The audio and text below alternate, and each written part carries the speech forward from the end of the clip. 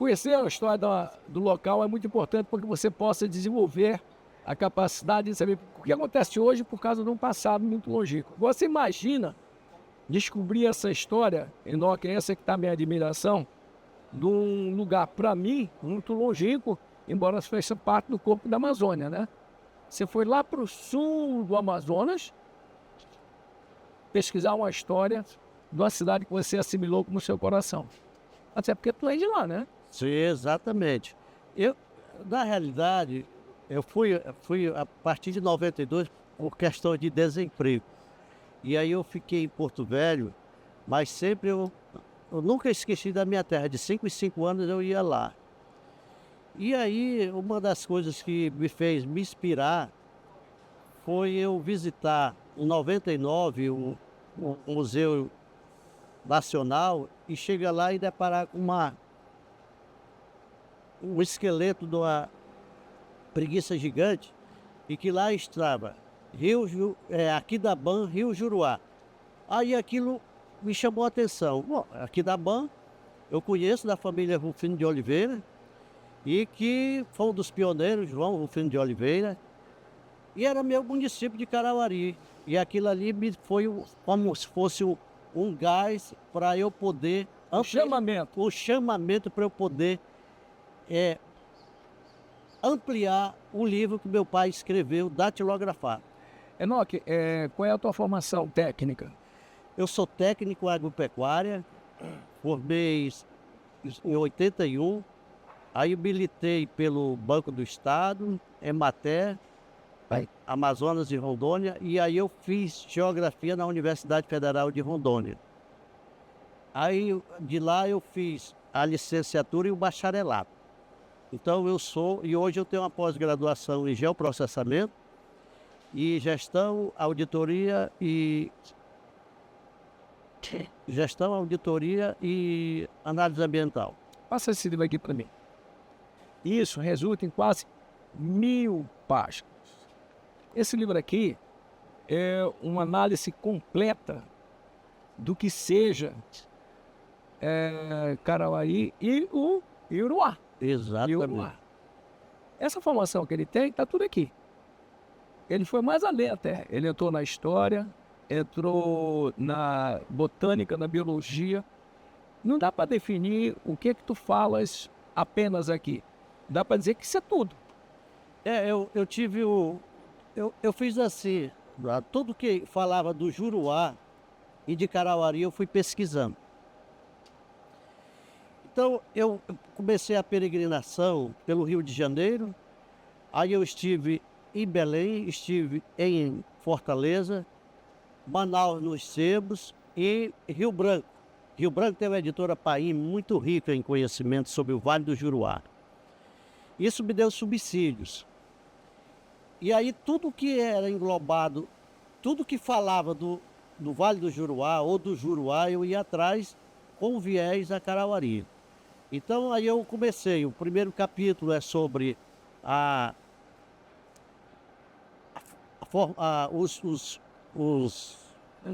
os colonizadores pré-colombianos e os brancos, falado entre aspas, que são os exploradores da droga do sertão.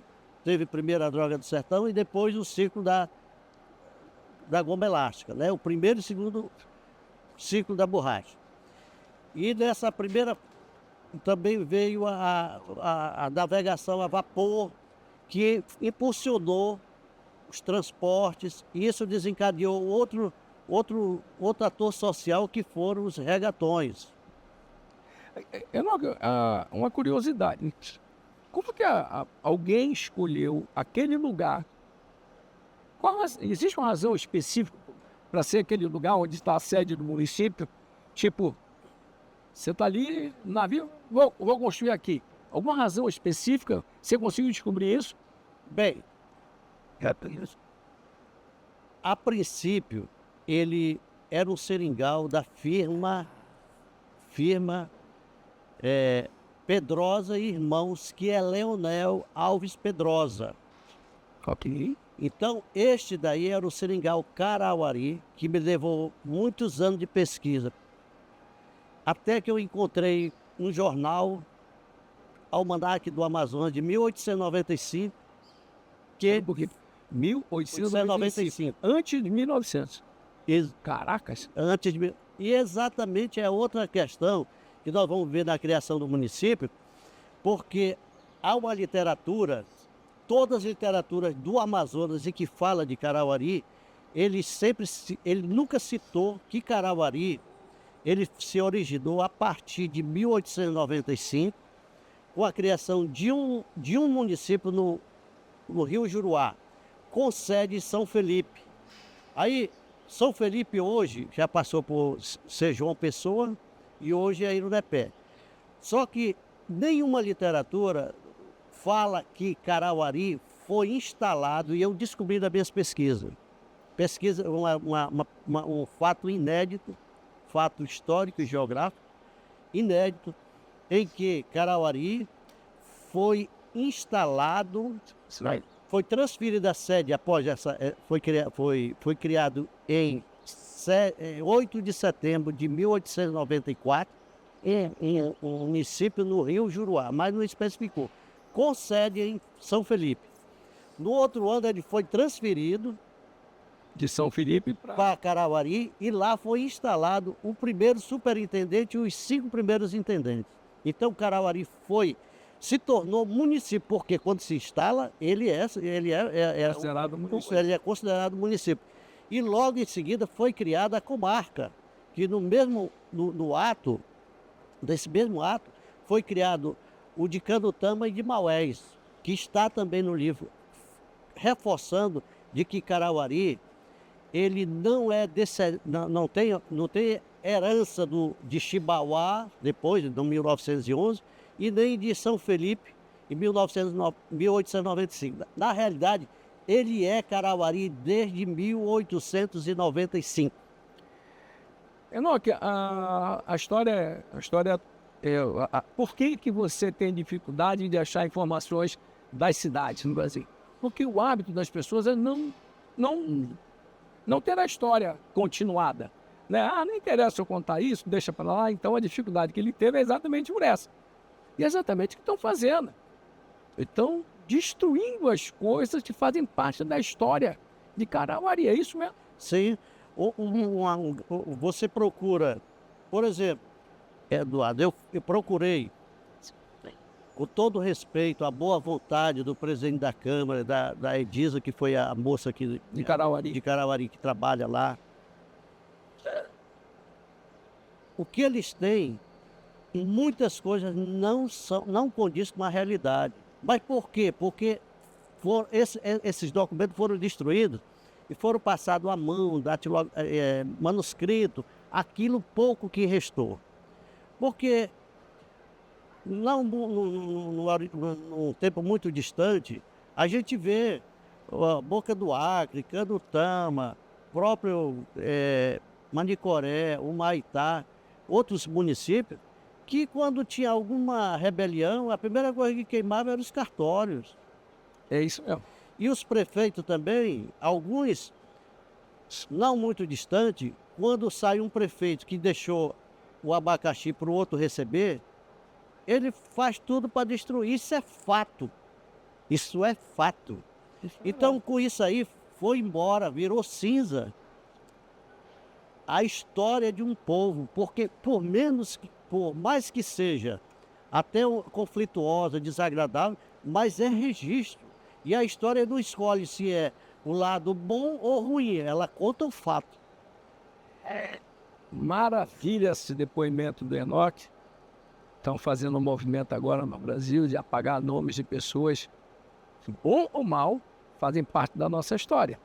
E a história tem que ser lembrada do lado bom e o lado ruim também, não pode ser esquecido. Essa facilidade com que Manaus muda o nome da rua é de impressionar. É muito, eu diria até muito egoísmo da pessoa querer ter um nome, o seu nome na rua, porque eu estou aqui. Esqueceu que no passado, para ele chegar aqui, alguém trabalhou para você chegar aqui. Exatamente. Então o Enoque faz essa colocação mais do perfeito. O Juruá é conhecido como o rio mais sinuoso do mundo. Exatamente. Todas as pesquisas que eu achei, ela fala, e realmente é. Na Amazônia não tem rio mais sinuoso, né? Dada a sua geomorfologia, ou seja, o estudo da sua geografia fluvial. E ele é interessante falar sobre ele ser sinuoso, que foi isso que ocasionou a formação do Lago de Carauari, que, e por incrível que pareça, Eduardo, eu pesquisei, das minhas pesquisas, foi o único município no mundo que ficou dentro de um lago. Por incrível que pareça, eu não achei mais outro. Então, o que o Juruá, devido à sua geomorfologia, ele é um rio, comparado aos outros, é um rio jovem. Então, e também um rio de planície, o que ocorre? Ele, nas suas voltas, nas suas multivoltas, aqui e acolá ele estrangula. E aí, quando ele estrangulou a jusante de Carauari, ele transformou aquilo em lago. Transformou aquele trecho e nós ficamos dentro de um lago. Outros municípios, teve dois fatores bons de Carauari. Um foi ele se transformar em lago, evitou o fenômeno de terra caída, que já atingiu. Você sabe que na Amazônia nós temos principalmente o rio de Água Branca, que é a correnteza e a estrutura mesmo do solo e do solo e da a própria geologia, há uma erosão causada pelo fenômeno de terra caída. Isso é verdade. Parintins, Fonte Boa e tantos outros municípios, Urucurituba, Antiga e Carauari, se não houvesse esse fenômeno da transformação do lago em sacado ou meandros em ferradura, hoje talvez nós estivéssemos lá no Riozinho já, porque isso foi há 70 anos atrás, mais de 70 anos. Eu posso dizer que o Carauari está mais perto do Acre do que do estado do Amazonas. Estando no estado do Amazonas, está mais perto do estado do Acre do que aqui. Não, ele está ainda... Porque o que fica mais próximo do estado do Acre, né, seria Irunepé, mas nós temos um município vizinho, que é Guajará. Nós 16 quilômetros de Cruzeiro do Sul, inclusive ligado por estrada. Isso que eu ia perguntar, tem alguma rodovia Tem Carauari? Não, Carauari nós temos a estrada do Riozinho, a estrada do Gavião, que é essa ligação agora, aí que vem o outro lado negativo da transformação do lago, que quando chega a baixa do rio, aí nós temos que ir para o Porto Gavião, que fica a 9 quilômetros, com uma estrada que ainda tem muito a desejar pelo transporte. Porque quando a Petrobras estava, ela beneficiava, porque ela também tinha o benefício, era a mão de via dupla, né? Hoje não tem a Petrobras na sua base, e Carauari depende de emendas de deputados, que até eu sugeriria para algum prefeito que estadualizasse aquela rodovia, porque o município não tem condições de manter. Não arrecada o suficiente. Não arrecada, não tem. E também temos uma estrada do Riozinho, 18 quilômetros, e temos a estrada do Manduquinha e a estrada do Igarapé da Roça, que inclusive esse nome eu acho muito, já é do passado, então eu acredito que já deveria ter uma denominação, porque lá teve um grande agricultor, um homem respeitado, uma farinha especial, chamado Raimundo Cavalcante. E eu sugeri ao neto dele, que hoje é vereador, que transforme aquela comunidade em um nome Raimundo Cavalcante. Antes que chegue também um aventureiro, como nós estamos falando sobre a troca de nomes, que nunca fizeram nada, que pelo menos deu uma justa homenagem àquela... Reconhecimento. Um reconhecimento, exatamente. Olha, Enoque, por que eu estou conversando com o Enoque? É que nós do Amazonas e da Amazônia somos compostos de pequenas histórias para a capital, que nos cerca e que transformaram isso aqui numa grande cidade. Não se iluda, são muitos os grandes nomes que vieram daqui e que fizeram bem para a nossa comunidade, que fizeram bem para o nosso país, através do pioneirismo de viver no meio da selva amazônica. É uma aventura extraordinária. Sem dúvida. Né? Muito recentemente, pela obra divina, nós entramos aí pela internet, começamos com os satélites, etc. e tal. Hoje o mundo está mais próximo, mas aquele que foi para lá, longe de sua família, do seu bem-estar, do seu conforto, para gramar a grama que eu hoje tenho benefício, aqui por quê? A história é escrita e tem mais. Proporcionalmente ele fez tanto sacrifício para escrever isso, como os caras que fizeram essa história aqui, né? Aonde? Dodô, exatamente. Eu vou te contar uma coisa interessante que todo mundo, eu vejo as literaturas sempre maltratando o seringalista, Esse mesmo. dado a relação entre o capital e o trabalho. Aquilo era um modelo. Certo ou errado era aquele. Era o modelo. Era aquele modelo. Agora, eu resgato a formação territorial dos seringais. Verdadeiros heróis. Porque você já imaginou você chegar de canoa, indicado pelos índios remeiros, aqui, e lá se estabelecer com uma aventura que não sabia se voltava. As doenças tropicais, os insetos maltratando esse pobre que chegava ali. Comida, sobre provisões, era uma coisa muito difícil, ele levava, acabava, e aí? Quando acabavam os mantimentos, tinha que ter um que conhecesse a floresta e a água para poder abastecer. Com farinha, tudo, quer dizer, os provimentos, tudo faltava. Eu ainda acho até que eles, os pioneiros, eles foram verdadeiros administradores do seu tempo, dos seus instrumentos, do seu mantimento e, acima de tudo, com um objetivo, que era encontrar a seringueira Hebe brasileirense. O que ele quer dizer é que nós temos que agradecer essas pessoas que deram suas vidas para nós termos o conforto da nossa vida agora. Foi uma época diferente, mas não muda não. Foi uma época em que as pessoas iam para essa aventura de buscar alguma coisa. Milhões, eu diria milhares morreram em busca desse conforto que esperava ter e que nunca conseguiu chegar. Até porque nós que moramos na selva amazônica não temos o conhecimento para dizer que conhecemos a selva. Cada vez que a gente entra na selva, descobre sempre uma coisa que você nunca imaginou que seria. Exatamente. E uma coisa muito importante que a gente tem que resgatar é a função do mateiro. Olha que sabedoria dizer, olha, aqui é a seringueira. E foi com os índios que eles aprenderam. Outra coisa interessante era a forma dos recursos naturais que eles aproveitavam para dormida, para os utensílios de trabalho. Então, como dizia o Leandro Tocantins, era uma interação natureza, homem e produção. Enoque, como é que as pessoas conseguem chegar no livro? Vamos lá. Eduardo, esse livro já tem algumas livrarias no Brasil vendendo. Aí eu vou me inteirar se eles já têm em Manaus. Agora, pode ser adquirido diretamente na editora e sai mais barato que na Amazon, porque a Amazon você sabe que ela ganha o dela. A comissão dela. É, a comissão dela.